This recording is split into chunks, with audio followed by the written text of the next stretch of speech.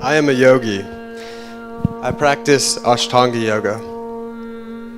Last summer, I bought a plane ticket here to India to practice yoga at the Patabi Joy Center in Mysore, Karnataka.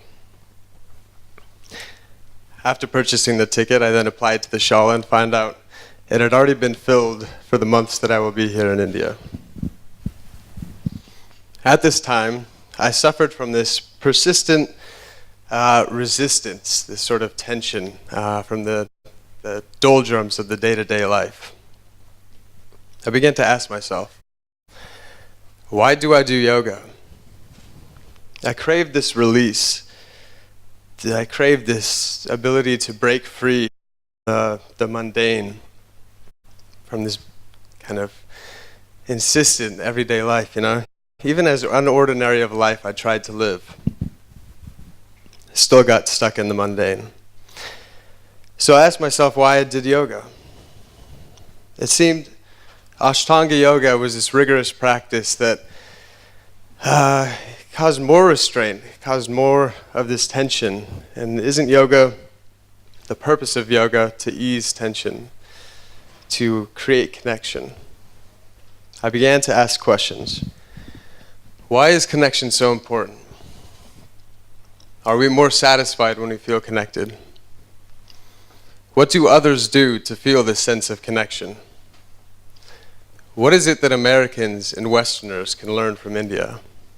Now, what is it that I can learn from India? India seemed like an ideal place to explore connection. It's the birthplace of yoga. It's been called the heart center of the world. I decided to carry on with the trip. I created a project exploring expressions of connection through photography and video. I decided to fund my journey through crowdfunding, through the Kickstarter platform. I immediately found it ironic that raising money this way required connections. It required me to go out and be humble and ask people for money and gain support. And so the connections for this project on connection began immediately. I connected with old friends, with distant family, with strangers, and people I've never met before that soon became friends. People were moved by my project, and I was moved by them. I wouldn't be traveling around India by myself now. I was backed by this community of supporters, distant though they may be. I had no expectation that I would have a direct experience of these connections. I thought I would travel around India, my same old rigorous self, doing my thing, vicariously capturing other people's expressions of connection. Of course, we're always connected in infinite ways at all times. But I experienced firsthand this feeling of connection, this feeling of bliss, of shanti, of peace that I'd been missing. It caught me off guard.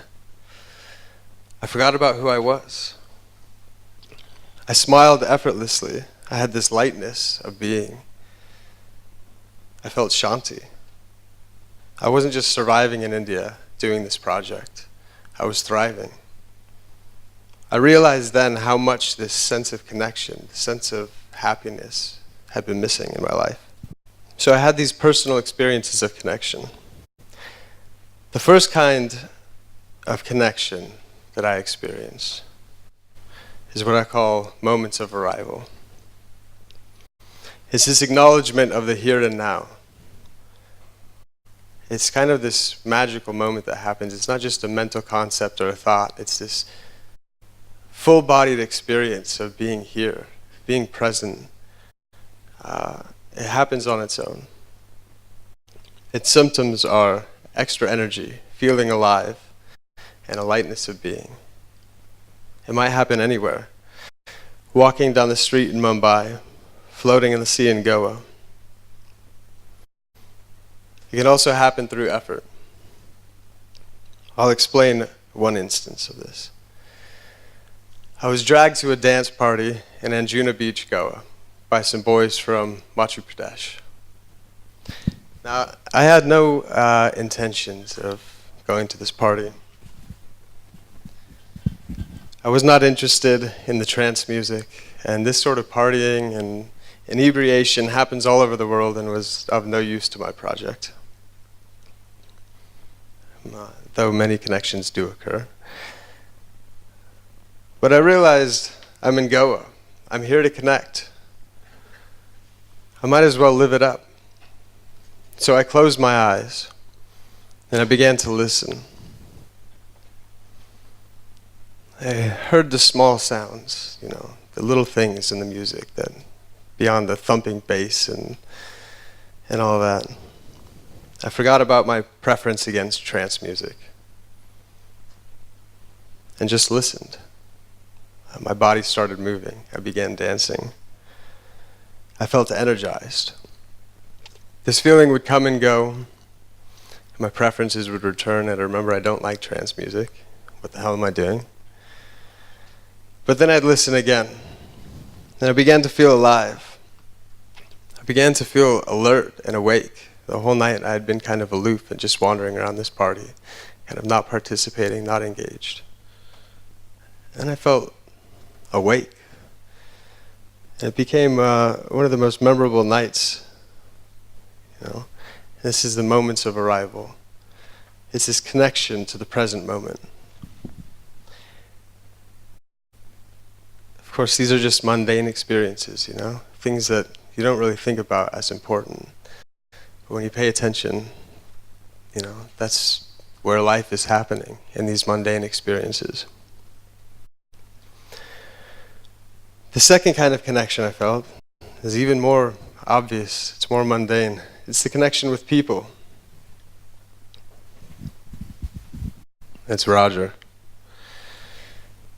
In this backpacker's frenzy, there's this tendency to just run around from place to place and hurry to see everything, and we only have so much time to do Mumbai and do Kerala, to see Delhi. Some of the most rewarding experiences I have are just giving that up, just sitting there, sitting in the lobby of the hotel, saying hi to the backpackers as they came and go, and then hanging out with the hotel manager all day. And though he might not speak any English, it's more Hindi than I speak, more Marathi than I speak, or Tamil or anything else. But we'd sit there and we'd find ways to connect, and we'd have these experiences, these wonderful connections. So much so that when I would come to leave this hotel the next day, he'd give me a big hug. He'd stand and wave me off as I loaded in the tuk-tuk and drove away. And I remember thinking, smiling, waving back from the back of the tuk-tuk, that this is the most memorable experience of Mumbai. Not the India Gate or Leopold's Cafe or Colaba. And this kept happening. Every place that I would go would become difficult to leave. I'd have these great connections with people. And this stood so far astray from the kind of aloofness and this indifference of the West. So why has my experience been so different in India? Is India special for some reason? I wonder the same. Well, I think there is some merit in this thought that India is the heart center of the world. So back to the project and connection. I believe that yoga and meditation are crucial for connection. The two types of connection that I've talked about so far. The first is solitary, and the second is with others. Both require presence. Only in the present moment can we experience these connections. Yoga and meditation cultivate presence. Another feature of these practices is what I call the space bank. You see, there's this kind of curious currency that is space. And with space, it's an internal space. You can purchase wonderful things like confidence, patience, equanimity, serendipity, synchronicity, and others. When the space bank is empty, the opposite occurs. You feel dissatisfaction, insatiability, irritation, distrust, and this perpetual feeling of wanting this moment to end so the next can begin. So that you want that moment to end so the next can begin, and on and on. Before coming to India, I had a daily practice. This isn't me, by the way. This is Josh in Mysore. So before coming to India, I had a daily practice. This was broken by travel, by constantly moving about, by the excitement of like being in a new place. My space bank began to empty. And even here in India, I began to lose that sense of connection. I began to lose that trust and that openness that it takes. So I've returned to practice. And it's shown that yoga and meditation are crucial for presence. And presence is crucial for connection. So my original questions. Why is connection so important? I believe the answer to the first question is in the affirmation of the second question. I think we are more satisfied when we feel connection, and I think that's why it's so important. Connection allows for happiness, it allows for satisfaction, it allows for shanti. What do others do to feel this sense of connection?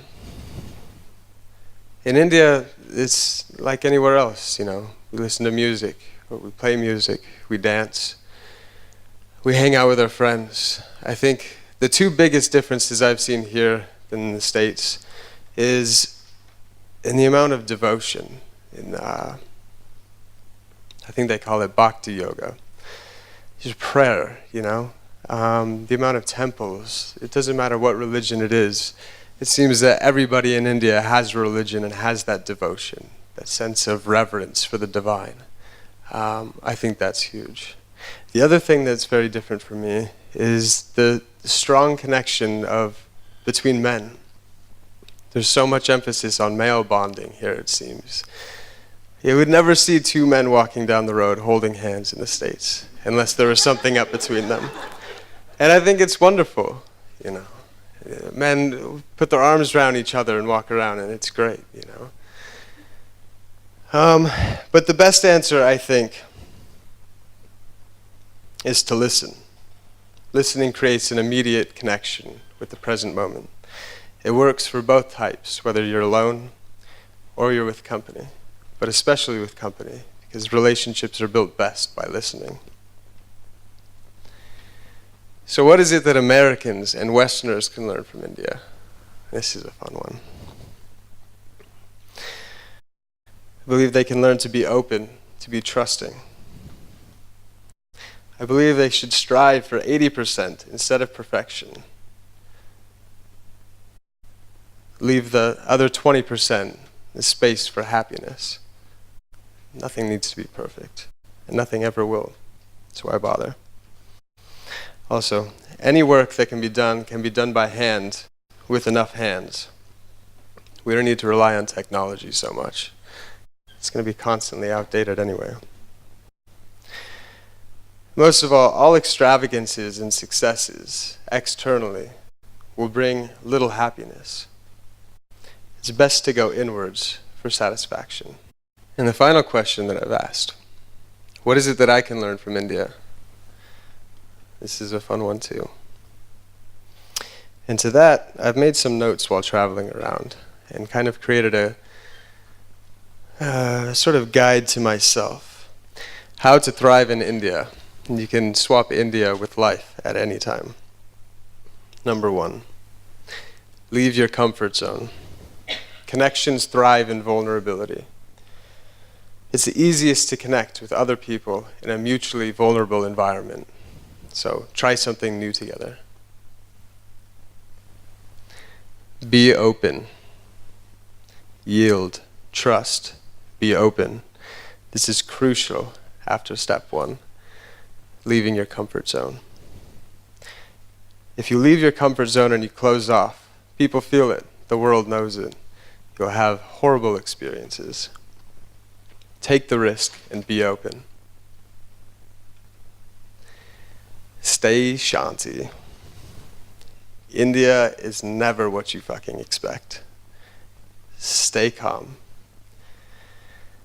As situations unfold differently than you hoped or planned, stay shanty. Accept a minimal amount of discomfort.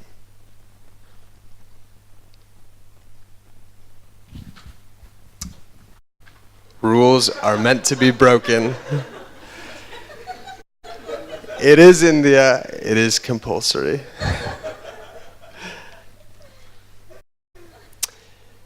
Be true to yourself. Don't be stuck in the system. This is important in the West because the West has the system, but really the system has us. So be adventurous, but don't hurt anyone. If you want to do something, then it must be done. Do it now. Take the road to the end, and then keep going. Explore. Don't be afraid. Ignore that urge to turn back, and just keep on going. It builds gumption, it makes life exciting, and it creates awesome stories to tell. This is a good one. Do not bargain for the best price. Bargain for the best people. Travelers have such an imbued concept of the extent and accessibility of bargaining in this country. I find it better to bargain for good friends rather than painfully bargaining for the best price. This is essential for staying shanty and being open. As I said, builds presence, essential for connection. And the best one, it's about the people, so just talk, start a conversation, smile, invite a stranger to do something different. Do a head wiggle. I have this concept, lifing. You say, I'm an adventure. I'm on an adventure. I'm in a foreign land. Of course, it's easy to experience connection. It's easy to let go. I'm not living in the mundane, the day-to-day. Of course, I'm going to experience bliss and happiness. But I believe this is possible on a day-to-day basis, in everyday life, if we treat life like an adventure. So I have this term, lifing. I believe we're more interesting than our careers, what we do for a living. Lifing provides a robust outlook on life. It allows time for family, for community, for growing and making food, for creative endeavors, and also for travel. It's more cyclical. I believe travel is important. For leaving home, it exposes us to vulnerability. It makes us a better person. It refreshes our connection, our happiness and bliss. India is beautiful. I feel blessed for this opportunity to come here. I thank all my backers and everybody else who has supported this project and contributed in various ways. My mantra since August has been, I'm going to India. I'm in India. I've experienced this release and this connection, and taken lots of photos and videos. And now India is in me. So, thank you.